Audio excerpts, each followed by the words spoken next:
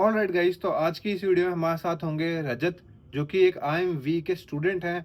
And we are going to go through his typical day कि IMV में एक typical day क्या होता है, some of his tips and his journey, and I guess it might be really helpful for all of you. So let's get started. Hello everyone. So today we have Rajat with us. He's from IIM Visakhapatnam. So I would like Rajat to introduce himself and let's get to know him more. Hi everyone, I am Rajit Saini and I'm currently pursuing MBA from IIM Visakhapatnam. And I've completed my first year and my internship is about to start from first. So I'll be going there and I'll be busy with my internship. And computer science engineering, I gave my CAT in 2023 and after that I joined IIM Visakhapatnam. So that's all about me. All right. What was your CAT percentile, if you can share with us? Okay, so this was my second attempt, to be honest. Mhm. Like in the first attempt during my college time, when I gave that, I scored around 80 percentile, and now I'm being engineer, so in 80 percentile you don't get a from IIMs. So after that, I gave that again with my job, and I scored 95 for 90 percentile, which is approximately 6 percentile. So at 95 point per X percentile, you might have other calls. So why did you choose IMV over your other calls, if you can share with us? Yeah, I had other calls as well, but not too many calls because in my second attempt I only applied for IIMs, not any other college, not any other non-IIM because I only wanted to get into an IIM. So from IIM Shillong I didn't get any call because I'm a dual engineer, and from all the top IIMs also at 96 I didn't get any call because the cutoffs were quite high in 23. And so I got all the cap calls. I am Rohtak, I am Amritsar, and I am Vishakhapatnam. All right. So, right now, many of the students are going through their CAT journey. So, if you can take us through your CAT journey, the challenges you faced, and what kept you going, that would be really helpful for all of them. Yeah, so my whole CAD journey, if I would summarize, actually I have like uploaded a video also on my YouTube for my CAD journey. You guys can watch that also to get more details. But my CAD journey was like in my third year of engineering. I realized that I can do MBA. So coding is not my cup of tea. I did coding for a bit of time, but I cannot do it for a very long time. So I decided to take CAT, and during my graduation itself, I was preparing for CAT, and I was pretty sure that this year I am going to convert and so I prepared for 5 months straight, and I didn't even sit for my graduation placements. So that was not a very good decision because I was like sure that this time I'm going to crack that because of the mocks marks and how my CAT went. So I was like this time I'm going to convert. And then so like the thing didn't happen. Like the CAT, I was not able to convert any colleges. So I took an off-campus placement and it was good placement. I was a project manager in a VC firm. So now, like, I had to learn too many things in order to, get into the market where I'm already managing and I'm handling business deals and talking to entrepreneurs. So I thought to give it one more shot. So during my job, I didn't prepare much because I had already studied a lot in my graduation, and so I only gave mocks on weekends or something like that. And the casual preparation was good in my second one. But just 2 months before CAT, I was serious because I had to revise a lot of things. I had to make strategies to give mocks. So strategy in mocks is very important because this is how you can frame your performance in your actual CAT. Right? The way you are performing your mocks is the representation of yourself while giving the exam of 2 hours. Right? So I gave that मैंने mocks दिए बहुत सारे just 2 months before CAT on strategies बनाई क्या क्या revise करना है क्या क्या weak point है and what all I can recover from my previous learnings and experience. उसके बाद I gave that in the second attempt और I jumped to 96 percentile. So I was quite happy कि यार जॉब के साथ 96 आ गया है, अभी तो आराम से कॉल आ जाना चाहिए और अब तो कन्वर्ट हो ही जाना चाहिए, like right. And my manager, lead manager, and my bosses were also quite supportive, कि मतलब उन लोगों ने भी whatever documents you needed, or you cannot leave your job on a before 30 days of notice period, something like that, but they supported in every aspect of my preparation. So वो भी बहुत ही जरूरी चीज होती है, एंड देन उसके बाद तो इंटरव्यूज का प्रिपेयर करके करना होता है। ऑलराइट, दैट वाज अ मतलब काफी अच्छी जर्नी थी काफी।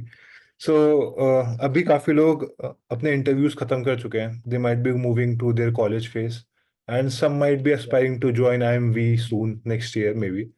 सो can you take us to a life at IMV? एक टिपिकल डे कैसा दिखता है at IMV? Okay, so firstly first semester जब आपका स्टार्ट होगा तो बहुत हेक्टिक होने वाला है। पहले जाते ही तो विल बी लाइक, पहले तो इनका बहुत अच्छा है इनका, तो विल बी लाइक स्पोर्ट्स में आप जाओगे, आप और भी एक्टिविटीज करोगे, स्टार्टिंग में आपको बहुत ही सही लगेगा। बट जैसे जैसे एक हफ्ता निकल जाएगा, सबसे पहले कॉर्न वीक होता है, कॉर्न वीक आपको बताते क्या क्या हो रहा है कॉलेज में, कौन कौन सी क्लब्स कमिटीज है, क्या क्या स्पोर्ट, क्या क्या इवेंट्स होते हैं कॉलेज में, आप तुम लोग भी पार्ट ले सकते हो। ओवरऑल वो पूरा चलता है, सेशन चलता है एक वीक का। उसके बाद आप लोगों के क्लब्स एंड कमिटीज के सिलेक्शंस होते हैं, जिसमें कि आपको इंटरेस्ट है, जैसे किसी को प्रोडक्ट मैनेजमेंट में जाना है तो भी कोई क्लब ज्वाइन करेंगे, किसी को स्पोर्ट्स में जाना है स्पोर्ट्स क्लब ज्वाइन करेंगे, प्लेसमेंट कमिटी और प्रिपरेशन कमिटी, वो सब होगा। उसमें बहुत ही हेक्टिक पार्ट ये चलता है कि आपको स्टडीज के साथ साथ ये सब मेंटेन करना है, आपको अप्लाई करना है हर जगह, आपके इंटरव्यूज होंगे, और उसके बाद फिर अगेन जब आपके सेक्शंस बन जाते हैं तो आपके सीआर के इलेक्शन होते हैं, क्लास रिप्रेजेंटेटिव्स के, उन सब में बहुत ज़्यादा बच्चे बिजी हो जाते हैं। एंड देन जब क्लासेस स्टार्ट होती है, you get presentations, assignments. First semester तो बहुत एक्टिव होने वाला है, लाइक जो लोग भी वहाँ पे सब कुछ करना चाह रहे हैं ना, लाइक जिनको स्पोर्ट्स भी करना है, क्लब कमिटीज में भी जाना है, फेस कॉम्पिटिशन्स भी करना है, हर जगह नाम होना चाहिए, उनके लिए बहुत हेक्टिक होने वाला है। जो कल्चरल में इंटरेस्टेड होते हैं कई लोग, बट जो लोग सिर्फ पढ़ने जा रहे हैं उन लोग के लिए तो बस लाइक सिर्फ पढ़ाई है। बट हेक्टिक पार्ट पढ़ाई में भी ये होता है कि वी हैव सबमिशंस, डेडलाइंस बहुत ही स्ट्रिक्ट होती है वहाँ पे। अगर 12 AM से पहले सबमिट करना है या फिर मॉर्निंग के 6 AM से पहले सबमिट करना तो करना, उसके बाद प्रोफेसर नहीं लेते असाइनमेंट। तो वो एक पार्ट होता है, उसमें मजा आता है कि आप रात रात भर जाग रहे हो, आप कोई असाइनमेंट बना रहे हो, कुछ कर रहे हो। तो वो एक बहुत फन चीज होती है, क्योंकि पहले हमने कभी किया नहीं ग्रेजुएशन में। हमारे स्कूल टाइम में हमने ऐसे कभी फेस किया होता। फर्स्ट सेमेस्टर बहुत एक्टिव जाने वाला, तुमको समझ में नहीं आएगा कि क्या चल रहा है, नींद पूरी नहीं हो रही, क्योंकि बस सो रहे हैं बस। और मतलब उठ के सुबह 3 घंटे उठ के तुमको क्लास लेनी है, कभी कभी 5 क्लास होती है तो बहुत ज़्यादा एक्टिव हो जाता है। 90 मिनट्स की एक क्लास और 5 क्लासेस पे इट्स लाइक बच्चा पूरा ड्रेन हो जाता है, उसके बाद कुछ करने को बचता नहीं। बट स्टिल वहाँ पे लोग इतने मोटिवेटेड रहते हैं, इतने एंथुसियास्टिक रहते हैं कि कुछ ना कुछ करते रहते हैं। कोई स्पोर्ट्स कर रहा है, मतलब कम्युनिटीज में कर रहा है, कोई पढ़ रहा है, कोई रिस्पॉन्स कर रहा है, ये चलता रहता है। और इंटर्नशिप के लिए स्टार्ट हो जाता है, आई गेस फर्स्ट सेमेस्टर के एंड तक आते आते कंपनी आने लग जाती है, आपके रेज्यूमे सिलेक्ट हो जाते हैं, फिर वहाँ आप बिजी हो जाते हैं, क्योंकि प्लेस होना भी बहुत इंपॉर्टेंट है। एंड देन आता है second same. Second same is academically challenging, क्योंकि उसमें टफ सब्जेक्ट्स होते हैं थोड़े से। तो बेसिकली सेकेंड सेम में ज़्यादा पढ़ना होता है, बट सब हो जाता है क्लियर। मतलब एग्जाम्स में सही तो कोई ऐसे नहीं, एक एक महीने पहले कोई नहीं पढ़ता, क्योंकि टाइम ही नहीं होता, इतने तो असाइनमेंट्स होते हैं। और वहाँ पे marking scheme is quite different, class representation होता है, क्लास पार्टिसिपेशन होता है, सॉरी, और असाइनमेंट्स के आपको मार्क्स मिलते हैं, ग्रुप प्रोजेक्ट के मार्क्स मिलते हैं, फिर आपको इंडिविजुअल स्कोरिंग होता है एग्जाम। वो सब कंबाइन करके आपका एक सीजी पे स्कूल मतलब रिलेटिव ग्रेडिंग, हाँ रिलेटिव ग्रेडिंग होती है। उसके बाद थर्ड सेमेस्टर बहुत चिल होता है। थर्ड सेमेस्टर में सब्जेक्ट्स इतने टफ नहीं होते, और थोड़ा चेंज ही हो जाता है, क्योंकि मोस्टली बच्चे प्लेस हो जाते हैं थर्ड सेम। तो और सारी एक्टिविटीज वगैरह भी सेकेंड मतलब थर्ड सेम के मिड में सब बंद हो जाते हैं, ये सीनियर्स भी फिर जाने का टाइम हो जाता है उनका एग्जाम्स पे। तो इसी होता है। तो typical day I am is like सुबह उठो और क्लासेस है तो क्लास जाओ, फिर शाम को पर नींद पूरी कर लो अपनी, मतलब नींद तो पूरी करना बहुत इंपॉर्टेंट है हमारा। ऐसे आदत हो गई है कि हम कहीं पे भी सो जाते हैं, किसी भी टाइम सो जाते हैं हम लोग। ऐसे आदत हो गई जब मौका मिले सो जाए। तो क्लास है तो क्लास लो, उसके बाद if you are interested in sports और जिम, वो सब कुछ है ही कॉलेज में, तो आप कर सकते हो। और मेजरली पढ़ाई या फिर असाइनमेंट्स वगैरह तो रात में ही करते हैं। शाम को इधर एवरीवन चिल करते हैं सब लोग, मतलब कोई पार्टी करना है कोई क्या करना है। अदरवाइज बस ये होता है मेजरली, तो पूरा आईआईएम का जर्नी यही होता है। और हर रोज यही चीज रिपीटेटिवली करनी होती है आपको, कि क्लास जा रहे हो, असाइनमेंट्स हो रहे हैं, कभी क्या एक्टिविटी हो रही है, कभी क्या कल्चरल प्रोग्राम है। तो depends on person to person, कौन कैसा इंसान है। Like I was involve in every activity, मैंने स्पोर्ट्स भी खेला है, I was in club, club and community also. और वही पढ़ाई एकेडमिकली तो आपको रहना ही पड़ता है वहाँ पे, मेरा एकेडमिक मतलब था आप फोकस। पे डिपेंड करता है कि आप उसको कैसे मैनेज कर रहे हो सब चीजें, सही हाँ है। मैनेज तो करना, टाइम मैनेजमेंट आपको बहुत अच्छे से आता alright. So just one last question. तो जो भी कैट एस्पिरेंट इस वीडियो को देख रहे हैं, एनी टिप फॉर देम? है। जो भी कैट एस्पिरेंट अभी देख रहा है, जिनके जो भी आपको वेट लिस्ट के लिए वेट कर रहे हैं और दोबारा कैट देना चाह रहे हैं, उनके लिए टिप यही है कि अभी तुम्हारे पास अगर टाइम है थोड़ा सा, तो अपनी प्रोफाइल जल्दी से जल्दी कर लो, कुछ कोर्स वगैरह कर लिया, तो कुछ सीख लो which can be helpful in and कुछ एक्सेल वगैरह हो गया, कुछ पावर भी है, जो भी तुम्हें ठीक लगता है। एंड अभी मोस्टली वाइजर के एग्जाम्स तो हो गया है क्योंकि ये मंथ एंड हो गया, इस महीने में हो जाते हैं, अभी इसमें किया तो अभी कंप्लीट हो गया होगा सब कुछ।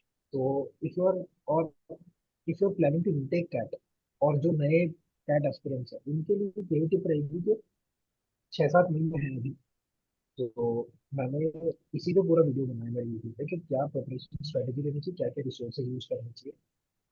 सब कुछ मत पढ़ने लग जाना, क्योंकि फॉर्मल में बच्चे सब कुछ उठा लेते हैं, कैट का सिलेबस कभी खत्म नहीं होगा, ये तो मतलब पता ही होगा आपको लोग।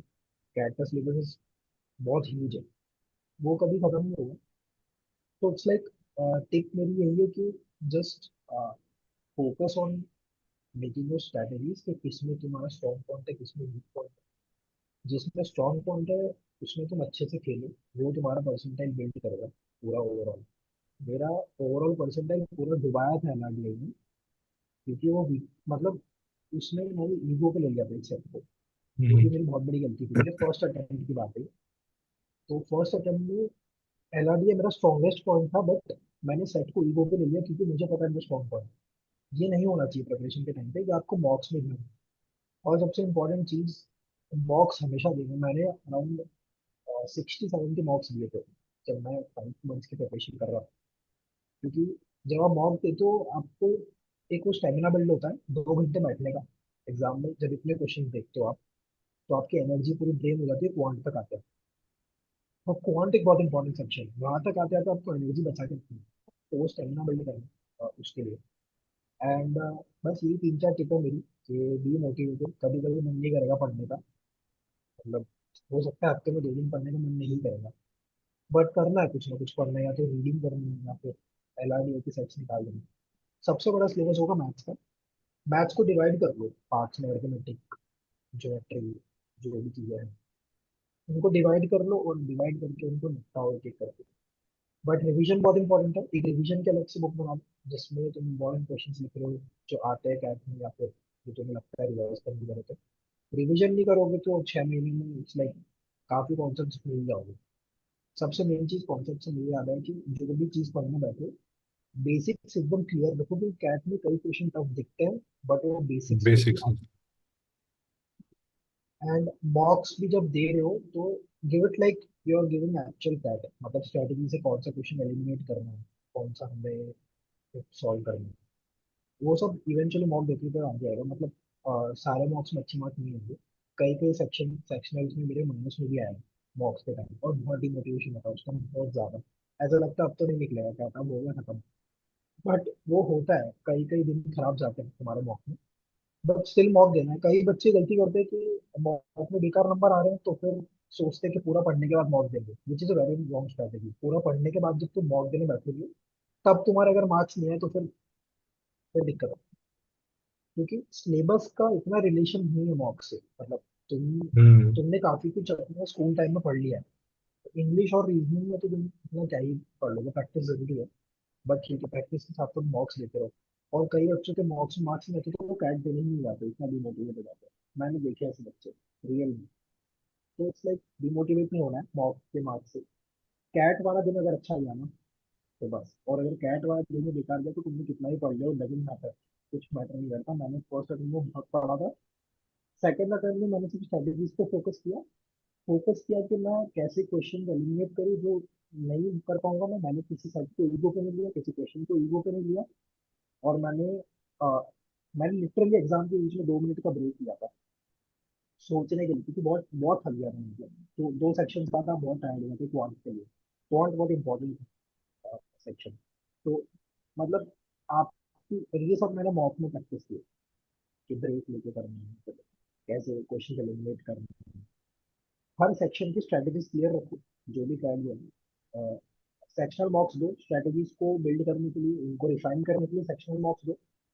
और डिमोटिवेट तो बिल्कुल नहीं होना। अगर मॉक में मार्क्स नहीं आते तो मॉक में मार्क्स नहीं आते। कोचिंग वाले मॉक्स बहुत टफ बनाते जानबूझ के। अगर तुम प्रीवियस ईयर कैट का पेपर उठा लोगे और अपने कोचिंग का मॉक का एग्जाम देखोगे, बहुत डिफरेंस होगा। टफ आता है कोचिंग के मॉक्स, वो बनाते इसलिए था आपको प्रिपेयर करने के लिए, राइट। तो कैट में बस उस दिन अच्छा परफॉर्म करना है, डिमोटिवेट नहीं होना। This is the only tip which I can give to the CAT aspirants. और you can watch on my channel and can video which इसमें पूरा डिटेल में बताऊंगा क्या क्या करता था, कितनी डायरीज बनाई थी, क्या क्या schedule. All right Rajat, that was really insightful. काफी मतलब मजा आया मेरे को सुन के आपके एक्सपीरियंस, आपकी बातें। एंड आई होप एवरीवन जो इसको सुन रहे हैं उनको कुछ एक अच्छा टेक अवे मिला हो इस वीडियो से। And if you did, do follow Rajat on his Instagram and his YouTube. I will leave his link in description as well. और इस स्क्रीन पे भी आपके आ रहे होंगे, तो जाके उनको फॉलो जरूर करना। Do watch his tips, he keeps sharing these kind of things. So yeah, Rajat, thank you for joining us. Thank you for giving us your time. Thank you, everyone. Thank you so much Raj कि तुमने मुझे माना इतना capable क्या है कि give you guest appearance on my podcast. So it was really nice. Questions were good, and I am glad कि मैं काम आया तो मतलब कुछ लोगों के जो लोग ये वीडियो देखे थे। If you guys find it helpful, please follow Raj. He is doing a very great job for CAT aspirants. So that's it, and thank you very much. Thank you so much. Thank you.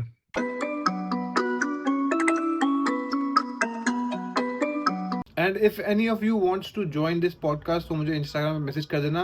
We can plan something. Cheers.